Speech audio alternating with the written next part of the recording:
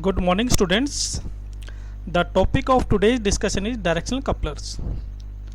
Before going into the mathematical detail or the construction detail, we should know what are directional couplers. So, directional couplers are flanged built-in waveguide assemblies which can sample a small amount of microwave power for measurement purpose.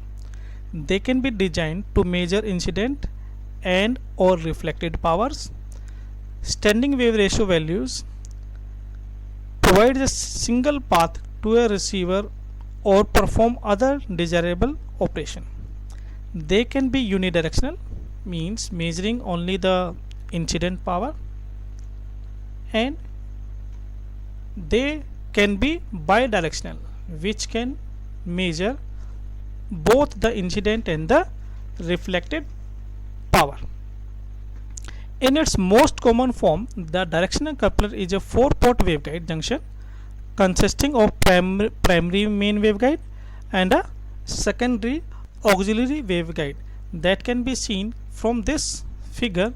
This is the main waveguide and this is the auxiliary waveguide, and they are having 4 port. This is port number 1, port number 2, port number 3 and port number 4.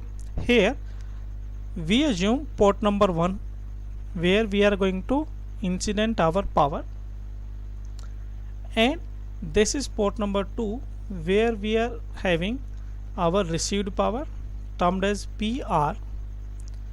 This port number 3, this port is termed as P3 where we are getting the back power PB normally we say, and this is port number 4 where we are getting our forward power or the coupled power. So these are the 4 ports, 1 2 3 ports, namely incident port, received port, back power port and the forward port. Now with match termination at all its ports, the properties of an ideal directional coupler can be summarized as follows. Portion of power traveling from port number 1 to 2 is coupled to port 4 but not to port number 3. Means if we say the microwave source is connected at port number 1, then some power from this port number 1 is going to travel towards port number 2, and some power is also coupled to port number 4, but the back power or power at port number 3 will be 0. Similarly, portion of power traveling from port number 2 to 1 is coupled to port 3 but not coupled to 4.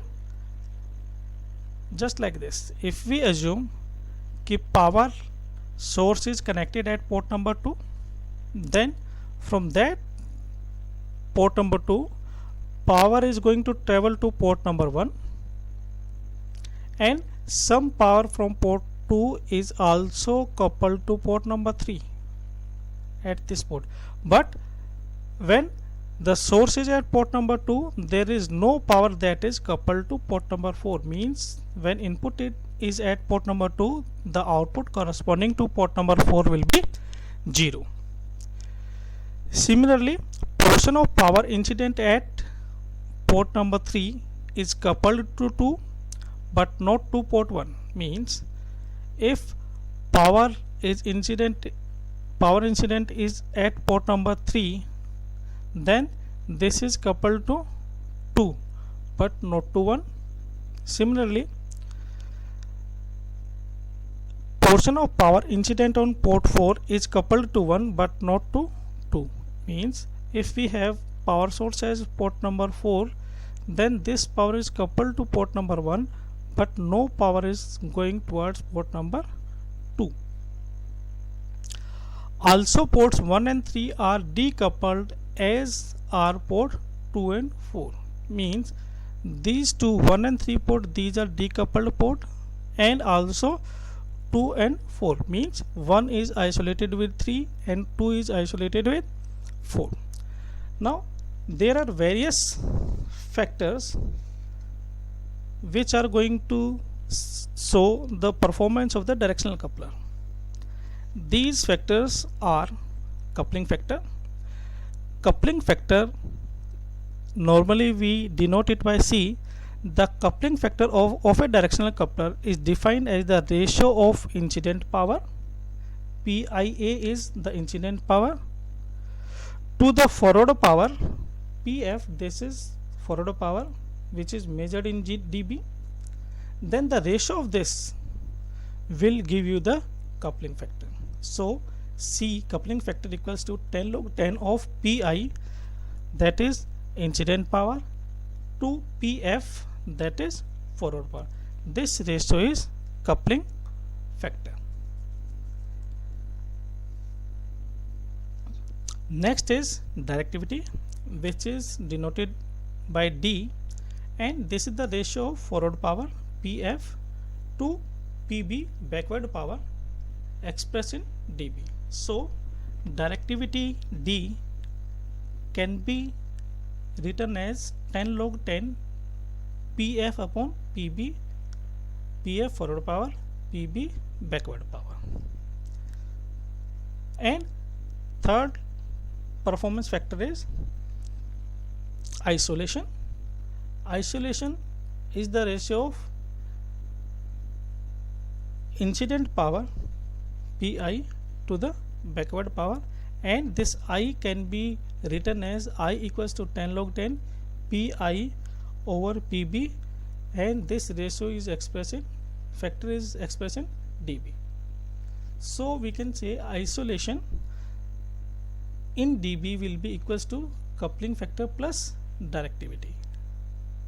Now coupling factor measure how much of incident power is being sampled. As we know, coupling factor is the ratio of Pi to PF. Now Pi is this and PIF is this. Now this ratio gives you the value ki how much of the input power is sampled to go to the port number 4 or as forward power. Directivity measure of how well the directional coupler distinguishes between the forward and the reverse power. As we see, this directivity is nothing but it is the ratio of forward to backward power. So this is forward power and this is backward power. So directivity, if I say this is the input source, so from here we will see how much power is directed toward port number 4 and how much power is directed towards port number 3. So this ratio forward power to backward power will give you the factor directivity. Now we are going to see the working of two-hole directional coupler. We may have multiple holes, but for our study I have chosen two-hole directional coupler. Now here we see it is again a 4-port device, port number 1, port number 2, port number 3 and port number 4. Here we see this is the input incident power at port number 1 Pi. This is the received power PR at port number 2. This is the backward power PB at port number 3, and this is the forward power at port number 4. Now these are the two holes which are joining the main waveguide with auxiliary waveguide. Now here we will see in this diagram the difference, the electrical length between these two holes, hole number 1 and hole number 2 is lambda g by 4. This is the separation between hole 1 and hole 2, where lambda g is guide wavelength. Now as I have told you, we are having two holes at a distance of lambda g by 4. These are the two holes, hole number 1 and hole number 2. Two leakages out of hole 1 and 2, both in phase at position of second hole, and hence they add up contributing to the forward power PF. but two leakages are out of phase by 180 degree at position of first hole, and hence they cancel out each other, making PB 0 in ideal case. Means when the power is traveling from port number 1 towards the second port, then at hole number 1 there is some leakage. Now this leakage power is going from this port number 1 towards backward port also, and some portion towards the fourth port also, and from hole number 2 there is also some leakage, and from this leakage also some power is traveling towards port number 4 and some power traveling towards port number 3. Now when we see the powers which are leaking from port number 1 and port number 2, when they combine at somewhere this point, then the distance traveled by this power which is coming from this side and leaking into towards port number 4, and power which is leaked from port number 1 and traveling towards port number 4, when they meet at this point they are in same phase. Both have traveled at distance of lambda by 4, so they are in same phase, they will add up, and the resultant power is received at port number 4, or that power is termed as forward power. But when we see,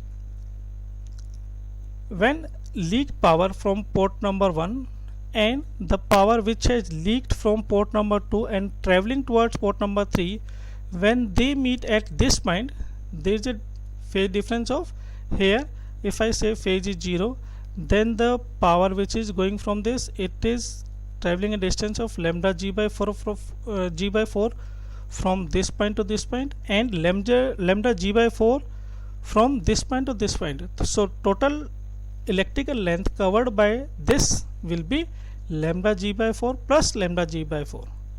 So the two leakage energies which are meeting at this particular point will have phase difference of 180 degrees, so these will cancel out. So the output we will get at port number 3 will be 0. So we can say magnitude of power coming out of two holes depend upon dimensions of two holes. If I say the dimension is not lambda g by 4, then there will be no cancellation, or there might be chances that the power may not cancel at port number 3. Since this is lambda g by 4, PB is made 0, since Pi will have to travel a distance of lambda g by 4 plus lambda g by 4 when it comes back from hole 2, resulting in a 180 degree phase shift compared to the incident power leakage through hole number 1 entering port 3. Number of holes can be 1 or more than 2. If holes are more than 2, we will say multi-hole directional coupler. Be the cross guide coupler, and degree of coupling is determined by the size and location of holes in a waveguide walls. Now we are going to see the scattering matrix for a directional coupler. Now as we know, the directional coupler is also a 4-port device, so it is also having a square matrix having 4 by 4 elements, that are 16 elements, and those general matrix for any 4-port device will be written as S matrix equal to this. This can be written as equation number 1. Now in a directional coupler, all 4 ports are perfectly matched to the junction, hence the diagonal elements are 0. So S11, S22, S33, S44 all will be 0. And from symmetrical property we know S of ij will be equals to S of gi, as we have already discussed in the chapter of scattering matrix. So from this property we can say in directional coupler S of 2 3 will be equal to S of 3 2, S of 1 3 will be equals to S of 3 1, S of 2 4 will be equals to S of 4 2, S of 3 4 will be equals to 4 3, and S of 4 1 will be equals to S of 1 4. And this we can state this as equation number 3, which is coming out by using symmetrical property of our scattering matrix. Now ideally PB0 backward power is 0, that is no coupling between port number 1 and port number 3. So we can say S of 1 3 power coming out of port number 3 when source is connected at 1 will be equals to S of 3 1, that is 0, and this is termed as equation number 4. And no coupling between 2 and 4, also 2 and 4 are isolated ports, so there is no power which is going from 2 to 4 or from 4 to 2, so these two values will also be 0. Now putting these values in our S matrix, which we have earlier defined in equation number 1, if we put all these values from equation 2 to 5, we will get S matrix like this. We will have S matrix equals to 0 S12, 0 S14, and so on. This is our S matrix. Now we are going to apply the next property of our scattering matrix, which states that S matrix multiply by its complex conjugate will generate unitary matrix. So we get this is our S matrix, this is our S star matrix, and the multiplication of these S and S star will result in this matrix, which is a unitary diagonal matrix, unitary matrix. Now again we will proceed in a similar fashion as we have proceed in case of E plane T, H plane T, and in case of magic T. So we will take the multiplication of row 1 and column 1, that is R1 C1. So this is R1 and this is C1. We are going to take the multiplication of this, and the result is S1 square will plus S14 equals to 1. Similarly we take R2 C2, this is R2, this is C2. If you multiply this, S12 multiply by S12 star plus this is this will be 0, S23 multiply by S23 star, then this will result in equation number 8, S1 square plus S23 square equals to 1. Similarly we can multiply row number 3 and column number 3. This is third row and this is third column, and this will result in S23 square plus S34 square, this is 1. And one another combination of multiplication R1 and C3, this is R1. We are going to multiply this R1 with this C3, so this will result in S12 into S23 star plus S14 into S34 star, which is 0. Now our next step is to calculate the various values of unknown parameters, and this can be calculated. Now we are going to compare the equation number 7 and 8. By comparing this, we will get S of 1 4 is equals to S of 2 3. This is equation number 7 and this is equation number 8.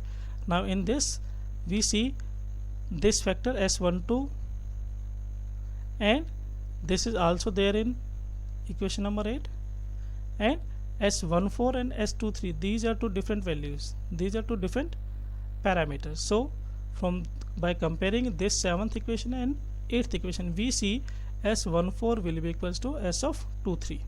This is written here. Similarly we are going to compare equation number 8 and 9, and by comparing this we see S of 1 2 is equal to S of 3 4. Now let S12 is real and positive, and that can be written as P.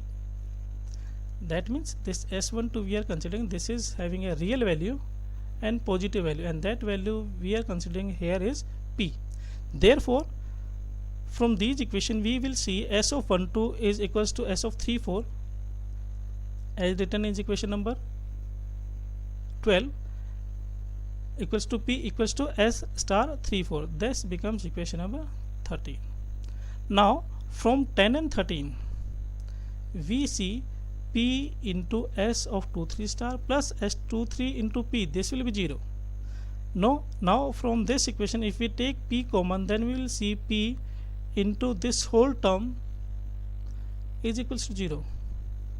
Now as we are already considered कि P is non-zero value, it is real and positive, so this is not 0.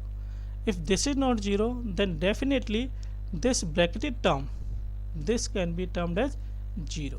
And if we put S23 plus S23 star equals to 0, then from here we will say S223 will be J into Y, or S star 23 will be minus of JY. That is S23 must be an imaginary value. Now let 23 equals to JQ equals to S of 14. This may be the 14th equation.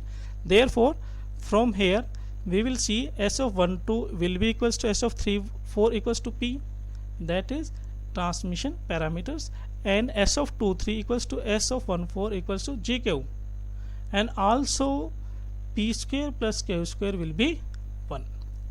Now we are having all the unknown values of the parameters, and by substituting these value in our equation number 6th, this equation, we will find the S matrix for our directional coupler, and this can be written as S equals to 0 P 0 JQ.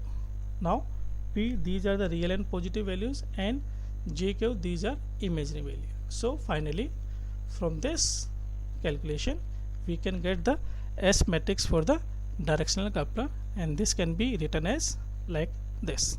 So students, this is all about the directional coupler.